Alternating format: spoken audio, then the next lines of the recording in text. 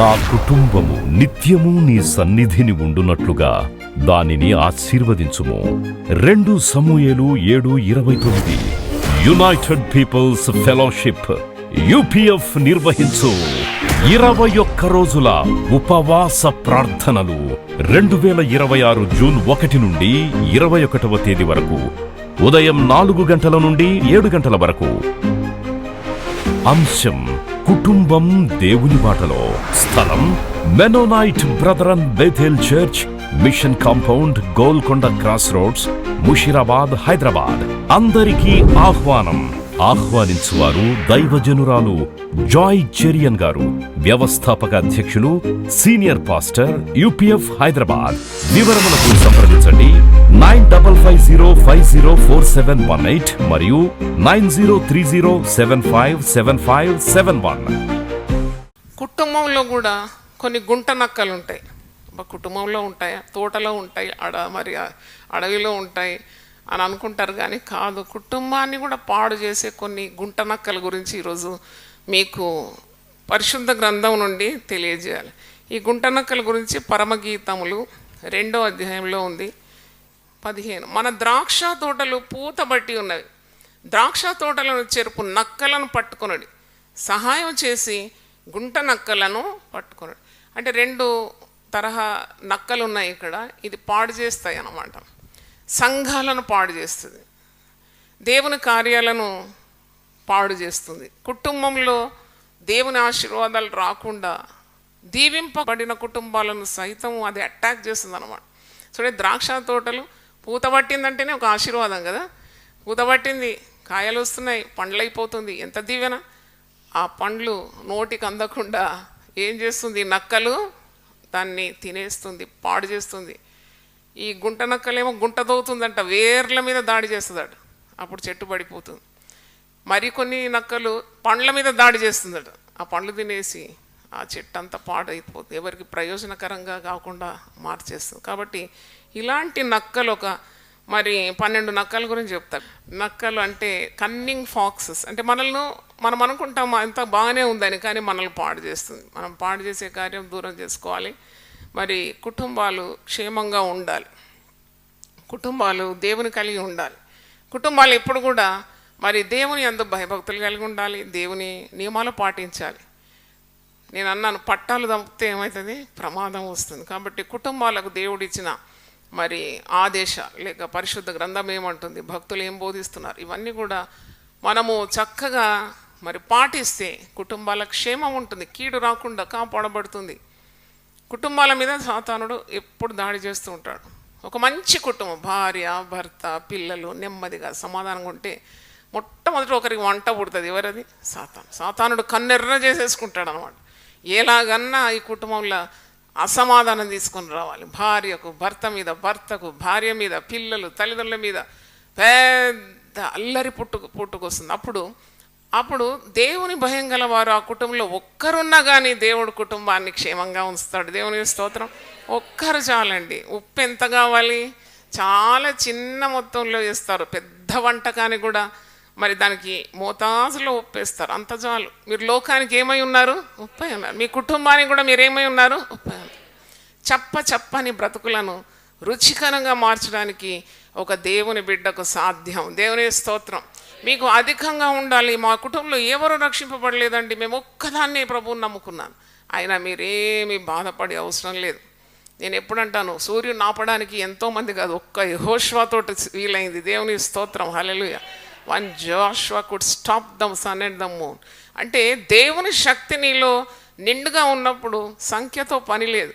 కాబట్టి నీ కుటుంబంలో నువ్వు ఒక్కనివైనా నీకు తోడై ఉన్నవాడెవరు? దేవుడు, సర్వశక్తి గల దేవుడు. ఆయన నిన్ను విడవాడు, ఎడబాయాడు. కాబట్టి ఆ దేవుని నువ్వు పట్టుకున్నావు, నీ ద్వారా నీ కుటుంబం తప్పకుండా చక్కని మార్గంలోకి వస్తుంది. ఇది నమ్మాలి. నీ నమ్మిక చొప్పున నీకు కలుగుతుంది. As you believe so will be the result. కాబట్టి నీలో విశ్వాసం చాలా కావాలి. కేవలం ప్రార్థన కాదు, ప్రార్థన విశ్వాసం మిళితమైనప్పుడే దైవ కార్యాలను మనము చూస్తాం. కాబట్టి నువ్వు ప్రార్థన చేయాలి. ఈ కుటుంబాన్ని పాడు చేసే కొన్ని కార్యాలు నేను మీ ముందుంచబోతున్నాను, జాగ్రత్తగా వినండి. స్వార్థం. మొదటిది ఒక గుంట నక్క, దాని పేరేంటి? స్వార్థం. ఈ స్వార్థము లేక ఇప్పుడు భార్య స్వార్థపరురాలు, భర్త స్వార్థపరుడు, పిల్లలు చాలా స్వార్థపరులు. ఆ కుటుంబంలో శాంతి సమాధానము ఉండదు. ఎందుకంటే ప్రేమ ఉన్న చోట స్వార్థము ఉండదు.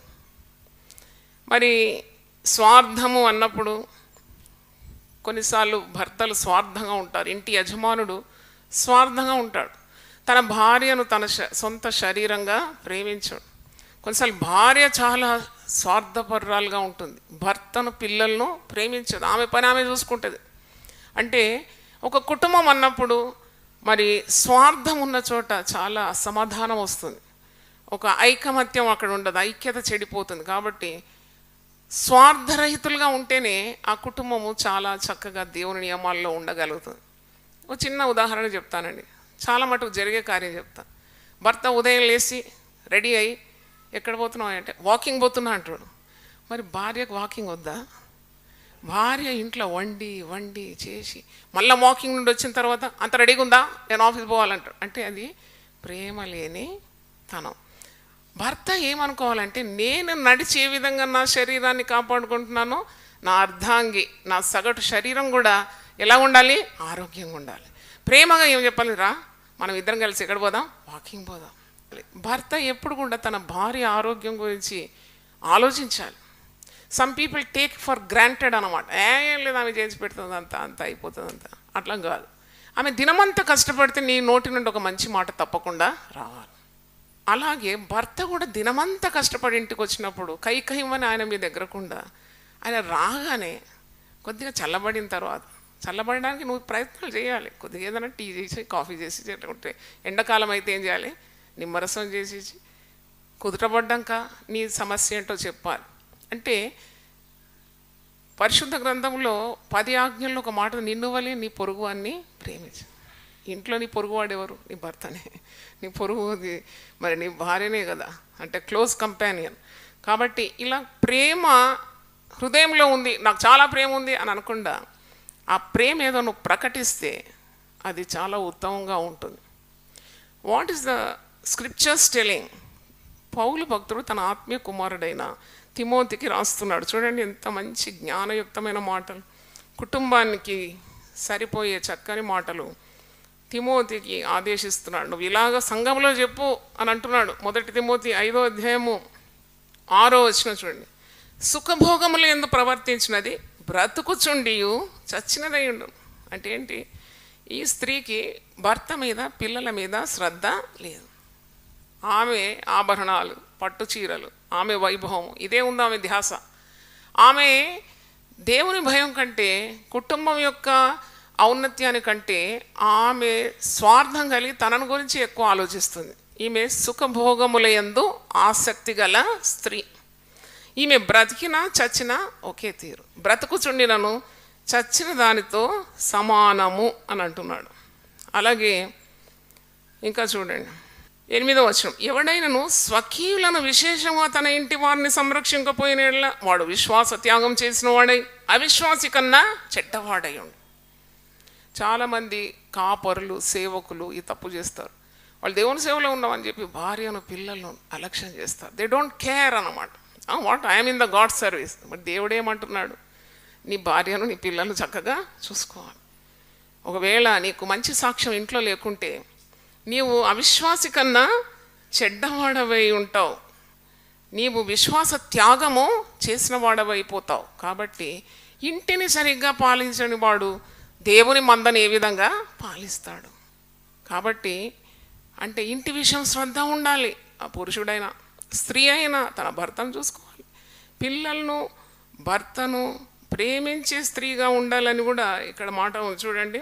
తీతుకు రాసిన పత్రిక 2వ అధ్యాయము 3 నుండి 5. అలాగనే వృద్ధ స్త్రీలు కొండకత్తలను మిగుల మద్యపానాసక్తులై ఉండక ప్రవర్తన యందు భయభక్తులు గలవారై ఉండవలననియు దేవుని వాక్యము దూషింపబడకుండునట్లు యవన స్త్రీలు తమ భర్తలకు లోబడి ఉండి తమ భర్తలను శిశువులను ప్రేమించువారును స్వస్థ బుద్ధి గలవారును పవిత్రులను ఇంట ఉండి పని చేసుకున్న వారును మంచి వారినై ఉండవాలని బుద్ధి చెప్పుచు మంచి ఉపదేశం చేయువారినై ఉండవాలని బోధించు. అంటే చూడండి, షీ ఈజ్ సాక్రిఫైజింగ్.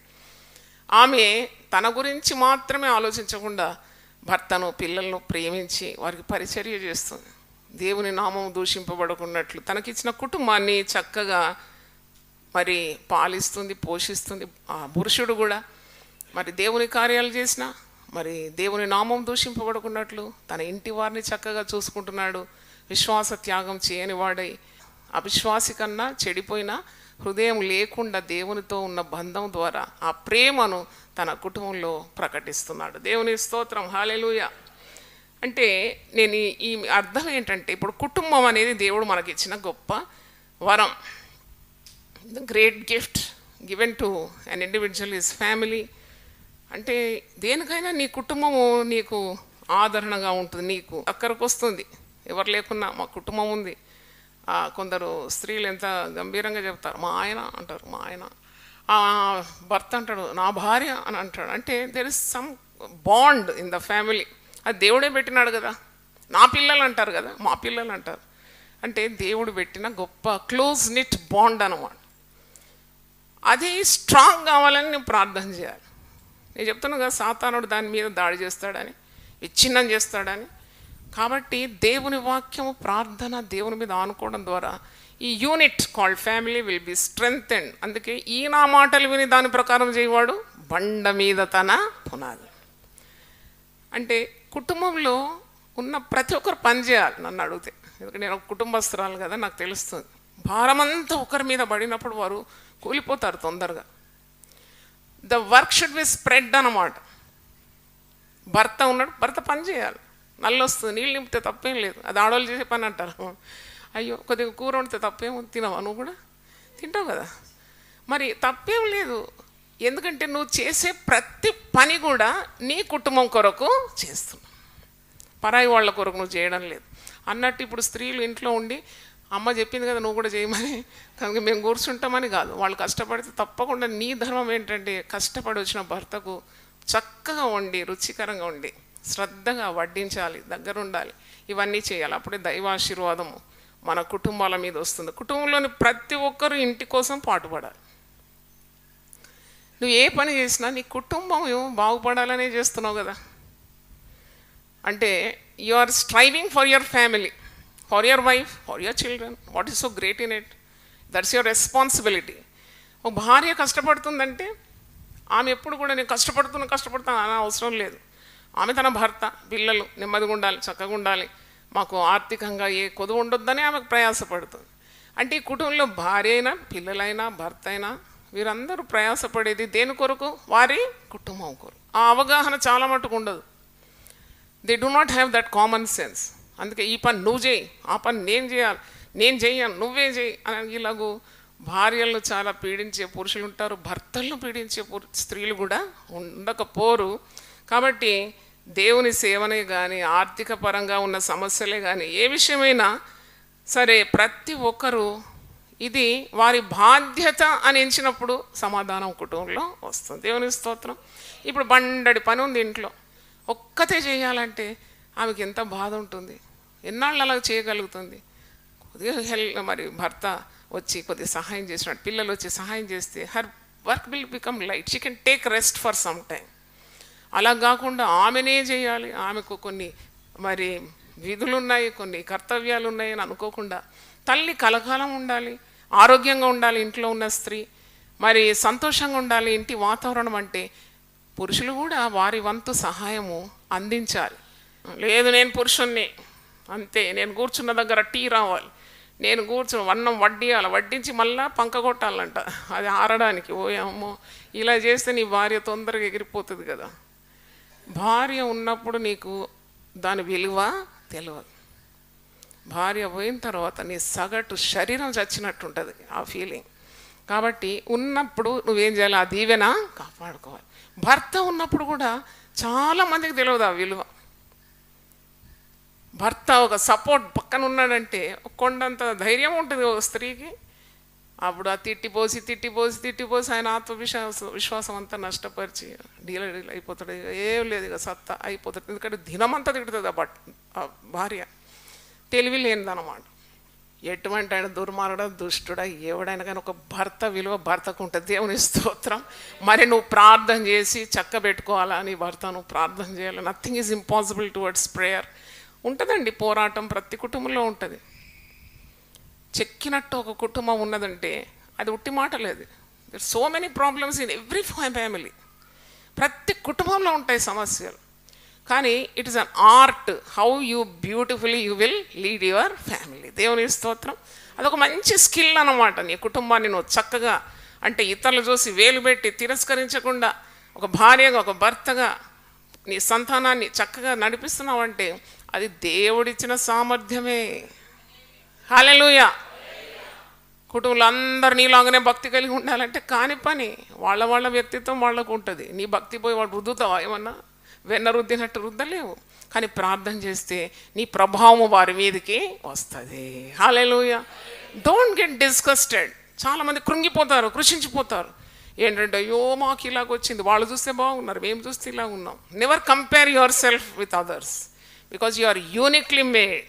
నీలాగా ప్రపంచంలో ఎవరు లేరు తెలుసా. నీ ముక్కు, నీ కళ్ళు, నీ చేతులు, నీ రంగు ఎవరికి ఉంది? ఎవరికి లేదు. అంటే నీకు ఒక వ్యక్తిత్వం అంటుంది. నీకు దేవుడు అది సపరేట్గా ఇంత స్పెషల్గా ఇచ్చినాడు. You are made special.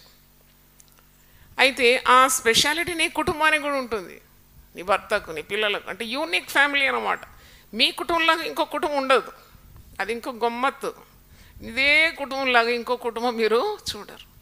కాబట్టి దేవుడిచ్చిన ఈ ప్రత్యేకమైన ఆశీర్వాదాన్ని, సహాయ శక్తులన్నీ, put all your effort to build your family.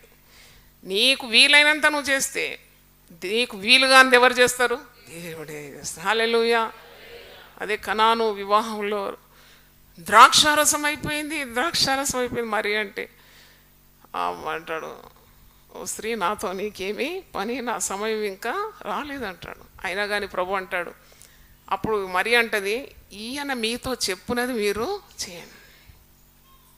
ఆయన మాటల్లో శక్తి ఉంది. ఆయన ఏం చెప్తా చేయండి, అంత మంచిగా అయిపోతుంది. అప్పుడు శిష్యులతో చెప్పినప్పుడు శిష్యులు అంటారు, ఏం చేయాలి మేము? ప్రభు అంటాడు, పోయి 6 రాతి బాణాలు తీసుకొని రండి, అంచుల మట్టుకు నీళ్లతో నింపండి. అది వాళ్ళతో అవుతుంది. They can bring the pots, earthen pots. అది రాతి బాణాలు తెచ్చినారు, నీళ్లతో నింపినారు. ఈ 2 కార్యాలు వాళ్ళతో అవుతుంది. కానీ వాళ్ళతో ఒక కార్యం కాని పని ఉంది. ఏంటంటే ఆ నీళ్లను ద్రాక్షారసంగా మార్చడం వారి వశము కాదు. నువ్వు అనుకుంటావు ఎన్నాళ్ళు ఈ చప్పటి బ్రతుకు, ఎన్నాళ్ళు అర్ధరహితమైన బ్రతుకు అని అనుకుంటున్నావేమో. కానీ నువ్వు ప్రభు పాదాలు సరిగ్గా పట్టుకొని ప్రార్థన చేసి దేవుణ్ణి ఆశ్రయిస్తే ఈ రంగు, రుచి, సువాసనని, నీళ్లను రంగుతో, రుచితో, సువాసనతో మార్చేస్తాడు దేవుడు. దేవుని స్తోత్రం. హల్లెలూయా. Hallelujah. He started the miracles, the series of miracles with the wonder what he has done at the marriage of Cana. Kabatti don't lose your hope on your family. రెండవది కోపం. కుటుంబంలో ఎప్పుడు కోపతాపాలు ఉండకూడదు. కోపం వచ్చిన ఒక నిమిషం అంతే. ఆయన కోపం నిమిషం మాత్రం, ఆయన దయ ఆయుష్కాలం. అలాగే నువ్వు దేవుని బిడ్డవు కదా, దేవుని రూపంలో ఉన్నావు కాబట్టి ఓ కోపమే కోపం, ఎప్పుడు కోపం. మరి కోడల మీద కోపం, కొడుకు మీద కోపం, భర్త మీద కోపం, వచ్చేవాళ్ళ మీద, పనివాళ్ళ మీద కోపం. ఈ కోపం ద్వారా ఏమీ సాధించలేదు. దీనులు భూమిని స్వతంత్రించుకుంటారు. దేవుని స్తోత్రం. ఎంత దీన మనస్సు ఉంటే అంతగా దేవుడు నిన్ను ఆశీర్వదిస్తాడు. కాబట్టి కోపము మానుము, ఆగ్రహము విడిచిపెట్టు అని వాక్యంలో 37వ కీర్తన 8వ వచనంలో చూస్తున్నాం. కోపం ఉంటే వదిలిపెట్టాలి. మూర్ఖంగా ప్రవర్తించొద్దు. మూర్ఖంగా ప్రవర్తిస్తారు చాలామంది పురుషులు. చాలా బాధ అనిపిస్తుంది నాకు. Why should they deal with their wifes and children? Why so cruelty? అంటే ఆమెకు ఒక మనసు ఉందని, బిడ్డలకు చిన్న చిన్న మనసులని వాళ్ళను బాగా కోపం చేసి తిట్టేసి, ఎందుకు అట్లా చేయాలి? They are precious gifts God has given you కదా. ఎంత అమూల్యమైన, విలువ కట్టలేని ఒక వరము, దానం కదా భార్య అంటే. పిల్లలు గర్భఫలము యెహోవా ఇచ్చు. ఏ ఇష్టం వచ్చినట్టు ప్రవర్తించడం మానుకోవాలి. Deal very tenderly. మరే కోపగించి వాళ్ళ మనస్సులు విరగొట్టి, చూడండి అన్నీ అతుక్కుంటే అంట, కానీ విరిగిన మనస్సు అతుక్కోవడం చాలా కష్టం. అడ్వర్టైజ్మెంట్ చెప్తున్నా, ఏసయ్యకు సాధ్యమే అది. స్తోత్రం. విరిగిన మనసు అతుక్కోదట. అయ్యో ఎందుకట్ట, సుత్తే రాయిని సుత్తితో కొట్టిన చెక్క ముక్కలు చేసేస్తారంట మాటల ద్వారా.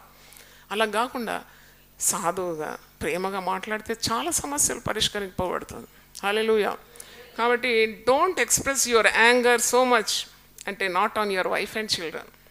కోపం గురించి చాలామంది చాలా గొప్పగా అనుకుంటారు, చాలా కోపిష్టినండి. ఒక ప్రపోజల్ వచ్చిందండి, చక్కని అమ్మాయి, బ్యూటిఫుల్ గర్ల్, ఎంతలాడుగా తల్లిదండ్రులు పెంచుకున్నారు. పెళ్లి చూపులకు వస్తే ఆ పిల్లోడు అంటున్నాడు, ఆ పిల్లతో మాట్లాడడానికి కొన్ని సమయం ఇస్తే అంటున్నాడు, ఇదిగో జాగ్రత్త, నాకు చాలా కోపం ఉంటుందని.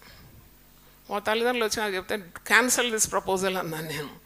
కోపిష్టితోటి సహవాసం చేయొద్దని బైబిల్లో లేదా? మరి ఏంటంటే తెలుసుకొని కోరుకొని కోపిష్టిని పెళ్లి చేసుకోవడం, మళ్ళా జీవితాంతం అనుభవించడం ఎందుకమ్మా? కోపం ఉందని చెప్పినాడు కదా, అసలే వద్దు, ఆ మ్యాచ్ వద్దు అంటే వాడు కొద్దిగా శాంపుల్ చూపెట్టినాడు అంట, మహా కోపి అయి ఉంటాడు. రేపు తల బలం కొడతాడో, వీపు బలం కొడతాడో, కాళ్ళు చేతులు ఇరగొడతాడో మనకు తెలియదు. తెలుసుకొని మన బిడ్డను బలికి ఇవ్వదు. సో కోపం అనేది మానుకోవాలి. మూడవది అనుమానం. ఇవన్నీ నక్కల పేర్లు చెప్తున్నాను అనమాట. ఈ నక్కలు వస్తే కుటుంబం ఏమవుతుంది? పాడవుతుంది. మన ద్రాక్ష తోటలు పూతబట్టి ఉంది, ద్రాక్ష తోట చెరుపు నక్కలను పట్టుకోవాలి. అనుమానం అనేది పెద్ద నక్క అన్నమాట. అనుమానం అనేది పెనుభూతం. చాలా కుటుంబాలు కూలేదే అనుమానంతో. భర్త కొద్దిగా తయారై ఇన్షర్ట్ వేసుకొని కొద్దిగా సెంట్ వేసుకుంటే అనుమానం వస్తుంది, మేము ఇక్కడ పోతాడు, ఎందుకు ఇంత తయారైనాడు, నీకు అనవసరం అది, నువ్వు ఆయన పోయిన చోట అంతా పోలేవు. కాబట్టి మోకాళ్ళ మీద ఉండి ఆయన కొరకు ఏం చేయి? ప్రార్థన చేయి. గిరిగి ఆ గిరి దాటి ఆయన పోలేడు. దేవుని స్తోత్రం. You can draw a boundary for his going. అంటే దేవునికి ఆ శక్తిని నువ్వు ఎందుకు కించపరుస్తున్నావు? అనుమానించి నువ్వు ప్రార్థన చేస్తే నీ ప్రార్థననే ఆ యొక్క గిరి దాటలేడు భర్త. నేనైతే నమ్ముతున్నాను. దేవుని స్తోత్రం. హల్లెలూయా. మీరు అనుమానము కలిగి ఉండకూడి అని లూకాసు వార్త 12:29లో దేవుని యందు విశ్వాసం ఉంచడి. Trust in God. God has perfect plan for your family. He will not destroy your family. నీ కుటుంబాన్ని నశింప చేయడు అని విశ్వాసం నీకు ఎందుకు లేదు? అస్తమానము అనుమానం. కొందరు పురుషులకు ఉంటుంది అనుమానం, ఆమె కొద్దిగా తయారైందంటే పురుషుడు అంత తయారు కావడం ఎందుకో నాకు ఇంతవరకు అర్థం కాలేదు. ఇంతలో నెక్కుబెట్టి ఇంత శరీరాన్ని ప్రదర్శించుకునే అవసరం ఒక ఇల్లాలకు ఎందుకు అని నేను అడుగుతున్నాను, మంటతోనే అడుగుతున్నాను. Is it necessary? ఇది అనవసరంగా సమస్యలు ఆకర్షించడమే కదా. You are inviting troubles to your family. ఒక ఇల్లాలు ఏ విధంగా ఉండాలో అలాగే ఉండాలి. మీరందరు నాలాగా ఉండమని చెప్పడం లేదు నేను, ఇది నాకు ఇలాగ ఉండమని దేవుడు చెప్తే చేసినాను. అందరు నాలాగా ఉండాలని ఎప్పుడు చెప్పలేదు. That is 1-to-1 relationship between you and God. కానీ ఎందుకు ఇంత ఆకర్షణగా ఉండాలి నాకు అర్థం కాలేదు ఇంతవరకు. దాని ద్వారానే కదా ఇంట్లో జగడములు, కలహాలు, కయ్యాలు.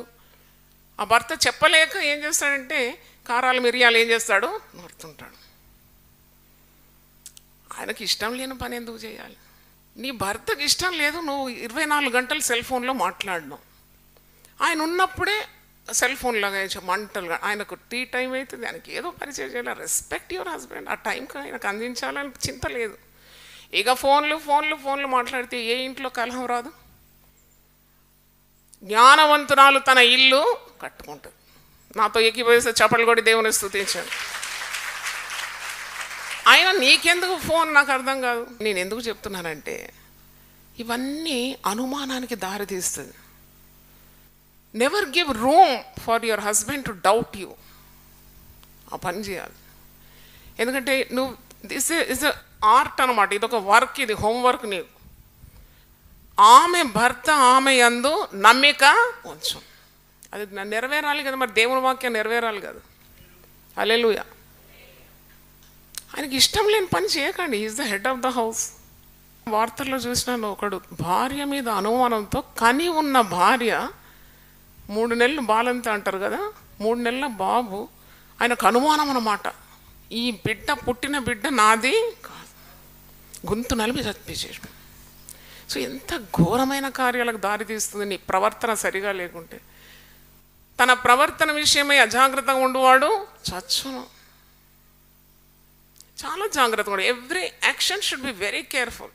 నువ్వు ఎలాగున్నావు, ప్రవర్తన, తలంపు, తర్వాత నీ ప్రవర్తన, నీ మాటలు, నీ చర్య, అంత ఈజీ ఒక మంచి కుటుంబం కాదండి. చెప్తున్నాను కదా, ఒక చక్కని కుటుంబం అంటే దేవుని అనుగ్రహం ప్లస్ వారు చేసిన పరిశ్రమ ఉంటుంది తప్పకుండా.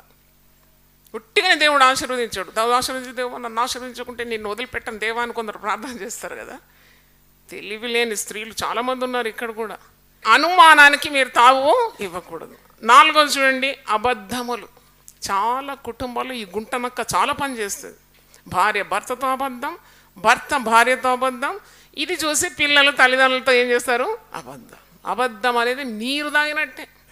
How easily they keep on telling lies. చిన్న వాడిని పిలిచి నిద్ర అక్కడ పోయినా నేను పోలే అంటాడు. వాడు పోతాడు వస్తాడు. ఈమెతోటి భర్త అడుగుతాడు, ఏం చేసినావు, ఈ పైసలు ఏం చేసినావు అంటే అంత రాంగ్ అకౌంట్ చెప్తుంది. నా జోబు నుండి ఎవరు 100 రూపాయలు తీసినారంటే నేను తీయలేదంటే తీస్తుంది. ఈమె ఆయన స్నానానికి పోయినప్పుడు కొట్టేస్తుంది. మళ్ళీ నేను తీయలేదు, నాకు తెలియదు అంటే. బాబా, ఈ అబద్ధాలన్నీ చూసిన పిల్లలు అట్టాగే తయారవుతారు. పిల్లలు అబద్ధం ఆడినప్పుడు కరెక్ట్ చేయడానికి నీకు దమ్ము ఉండాలి కదా. నీకు ఆ పవిత్ర ప్రవర్తన ఉంటే కదా నీవు పిల్లలను క్రమంలో తీసుకోవడానికి నీకు శక్తి ఉంటుంది. ఆ ధైర్యాన్ని పోగొట్టుకుంటారు పిల్లల ముందు, చౌకబారైపోతారు. అబద్ధములు అంటే సత్యమునకు విరోధంగా నీవు అబద్ధము ఆడకూడదని యాకోబు పత్రిక 3:14 చూస్తున్నాం. ఎందుకు అబద్ధం ఆడకూడదు? నువ్వు అబద్ధం ఆడినప్పుడే సాతానుడు వచ్చేస్తాడు, ఇంటికి ప్రవేశిస్తాడు. ఎందుకంటే వాడు అబద్ధికుడు, అబద్ధములకు జనకుడు. దేవుడు ఎవరు? సత్యవంతుడు. సత్యం ఉన్న చోట దేవుడు ఉంటాడు. అబద్ధాలాడి ఇల్లు కట్టాలి, అబద్ధాలాడి పెళ్లి చేయాలంటే నేను ఎప్పుడు చెప్తాను కదా, 100 అబద్ధాలు ఆడైనా ఒక పెళ్లి చేయాలంట. ఆ పెళ్ళి నిలవదు, ఆ ఇల్లు నిలవదు. తన గుడారములో అతిథిగా ఉండదగిన వాడు ఎవడు? వాడు తన నోటి ద్వారా సత్యం పలుకుతాడు, నిజం పలుకుతాడట. Practice it. మీకు అలవాటు తప్పిపోయిందేమో సత్యం ఆడడం. కొద్దిగా ప్రార్థన చేస్తే శక్తి దేవుడు ఇస్తాడు. దేవుని స్తోత్రం. మీరు ప్రార్థన చేసినప్పుడు పరిశుద్ధాత్మ మీ మీదకి వస్తుందంటే దాని అర్థం ఏంటంటే మీరు సత్యం ప్రకటించడానికి, సత్యం మాట్లాడడానికి, ధైర్యం కలిగి ఉండడానికే పరిశుద్ధాత్మ కావాలి. దుంకుడు ఎగురుడు అని అనుకుంటారు, అంత తప్పుడు అపోహ అది. నువ్వు ఎగిరి ఏం చేస్తావు? ఎక్కువైతే చేపలు చింపేస్తావు కింద. అంతకంటే శక్తి కాదు నీది. శక్తి కావాలి. అబద్ధం ఆడకుండా సత్యం చెప్పడానికి నీకు శక్తి చాలా అవసరం. నిజాయితీగా బ్రతకడం చాలా అవసరం. పరుల సొమ్ము ఆశించకుండా దేవుడు నీకు ఇచ్చిన దాంతో తృప్తి కలిగి బ్రతకడం చాలా అవసరం. పేదలకు బీదలకు ఇవ్వడం అదొక శక్తి. నన్ను అడిగితే చెప్తున్నా మరొకసారి, to help the poor is a great gift of God. అలాంటివి నీకు కావాలంటే you need the power of God. దేవుని స్తోత్రం, హల్లెలూయా. కాబట్టి అబద్ధము ఆడొద్దు. మీరు ఒక వ్యాపారం చేస్తున్నా కానీ అది ఇది అని ఏం అబద్ధం ఆడకుండా సత్యంగా మీరు వ్యాపారం చేయండి. 100కి 100 లాభం మీరు పొందుకుంటారు. దేవుని స్తోత్రం. ఇస్సాకు విత్తనం వేసి ఆ సంవత్సరము 100 ఫలము పొందుకున్నాం. ఆ మనుష్యుడు మిక్కిలి గొప్పవాడైనాడంట. ఎందుకంటే దేవుడు అతనికి తోడై ఉన్నాడు. నువ్వు అబద్ధం ఆడగానే దేవుని సన్నిధిని నిన్ను వదిలిపెట్టిపోతుంది. బికాజ్ దేవుడు సత్యవంతుడు. ఈ కాంట్ లివ్ విత్ యూ. ఈ కుటుంబంలో ఉండడు. అబద్ధం ఆడొద్దు. ఎట్టి పరిస్థితుల్లో కూడా సత్యం పలకాలి. నా కుటుంబము నిత్యము నీ సన్నిధిని ఉండునట్లుగా దానిని ఆశీర్వదించుము. 2 సమూయేలు 7:29. యునైటెడ్ పీపుల్స్ ఫెలోషిప్ UPF నిర్వహించు 21 రోజుల ఉపవాస ప్రార్థనలు 2026 జూన్ 1 నుండి 21వ తేదీ వరకు ఉదయం 4 గంటల నుండి 7 గంటల వరకు. అంశం కుటుంబం దేవుని బాటలో. స్థలం Mennonite Brethren Bethel church, mission compound, Golconda cross roads, Musheerabad, Hyderabad. అందరికీ ఆహ్వానం. ఆహ్వానించువారు దైవజనురాలు జాయ్ చెరియన్ గారు, వ్యవస్థాపక అధ్యక్షులు, సీనియర్ పాస్టర్, UPF హైదరాబాద్. వివరములకు సంప్రదించండి 9550504718 మరియు 9030757571. ప్రతిదినం దేవునితో నేను. కుటుంబ వ్యవస్థలు, జీవన విలువలు అస్తవ్యస్తంగా మారుతున్న ఈ రోజుల్లో ప్రభువు దాసురాలు రెవరెండ్ డాక్టర్ జాయ్ చెరియన్ గారు దైవ దర్శనంతో ప్రభువు సన్నిధిలో కనిపెట్టి పొందిన 366 విభిన్న ధ్యానాంశములను ప్రతిదినం దేవునితో నేను అనే పుస్తక రూపంలో ప్రపంచానికి అందించారు. ఇది అనేకుల జీవితాలను ప్రభావితం చేసే ఒక విలక్షణమైన గ్రంథము. పరిశుద్ధాత్మ దేవుడు ఈ పుస్తకమును పఠించే ప్రతి ఒక్కరిని స్పృశించి శక్తితో నింపునుగాక. ఈ పుస్తకాలిప్పుడు అందరికీ అందుబాటులో ఉన్నాయి.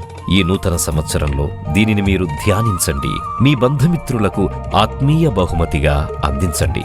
పుస్తక ప్రతుల కొరకు సంప్రదించవలసిన ఫోన్ నంబర్లు 9550504718, 903075.